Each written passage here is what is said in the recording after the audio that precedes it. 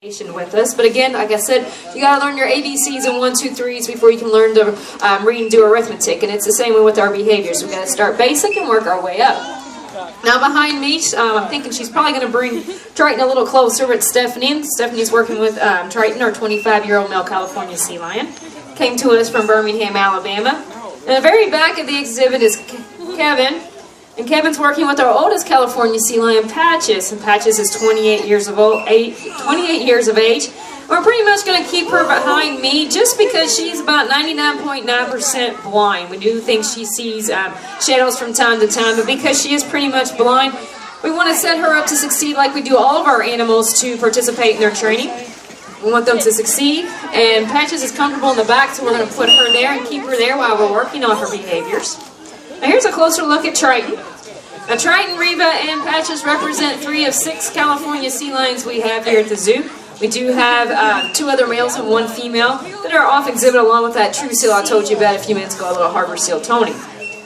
Now unfortunately not everybody can be out here at the same time, because just like humans aren't all compatible with each other, it is the same thing with our seal and sea lions. We do mix and match groups together based on who appears comfortable with who, and today it's just the 3 sea lions you see in front of you's turn to be out.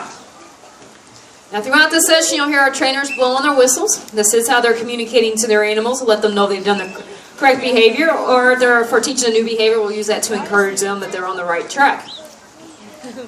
Now they hear that whistle, they know they're going to soon receive their food reward. In this case is fish. I'm going to pause there on the fish and let you guys know here, this is an important behavior. This down behavior is going to allow Stephanie to look Triton over, make sure everything looks okay. There's no bite marks, bumps, bruises, or abrasions we need to be concerned with. But believe it or not, folks, this behavior right here is the hardest behavior our critters know. And the reason why it is the hardest behavior is it actually puts them in a very vulnerable position.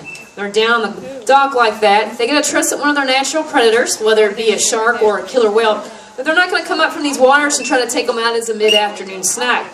They also got to be comfortable with the fact that the trainer's not going to hurt him or her. And in turn, the trainer's got to trust that the animal is content enough to allow them to look them over and do what they need to and not try to bite the trainer.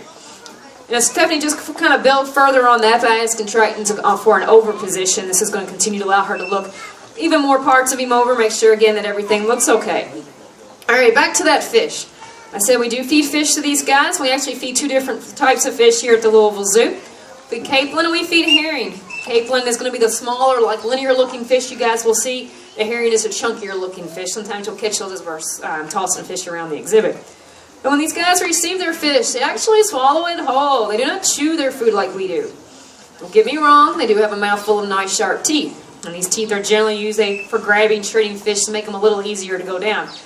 They don't physically chew their food because unlike us, they do not have a set of molars in the back of their mouth like we do. Stephanie's going to look inside Triton's mouth there. Those of you who can kind of see to the side may notice that his teeth are dark in color. It's nothing for us to be concerned about. It's actually a natural flora that grows on their teeth. Now this water you see in front of you, this is the closest thing to the ocean you might find here in Louisville, Kentucky. This water is climate controlled, generally ranges anywhere between 50 and 65 degrees Fahrenheit, depending on the time of the year. This time of the year, obviously, it's going to be a little cooler. These guys, they adjust their weight to help keep them warm or to cool themselves off depending on the time of the year. In the wintertime, their appetite increases, and we increase their food. I'll try and just give Stephanie a nice kiss there. Anyway, we'll increase their food diet so they can put on a thicker layer of blubber. That blubber sits underneath their skin and acts as a natural built-in wetsuit. We dive these pools off and on, and when we do have to wear a nice thick wetsuit. But it doesn't take us very long. For some of us get colder faster than others, but we can become hypothermic after a while spending in this water, even with a wetsuit if we're not careful. But these guys have a nice layer of blubber, well suited for their environment.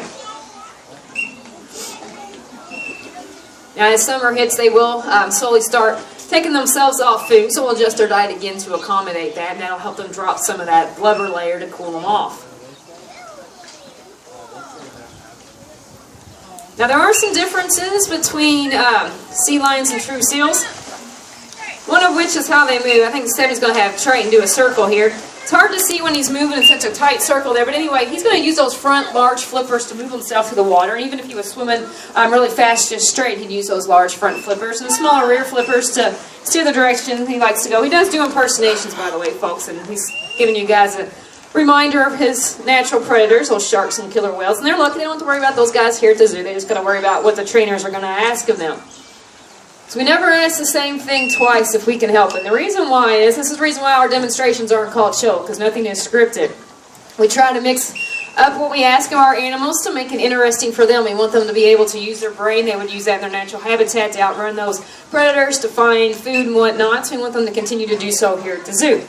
It makes things interesting for them, which is the most important thing, but it also makes things interesting for you guys if you happen to come to all 3 of our training demonstrations, because you're going to see the same animals and the same trainers, but it's nice to see something a little different. Alright folks, our trainers are running low on fish, so it is my cue to exit the exhibit.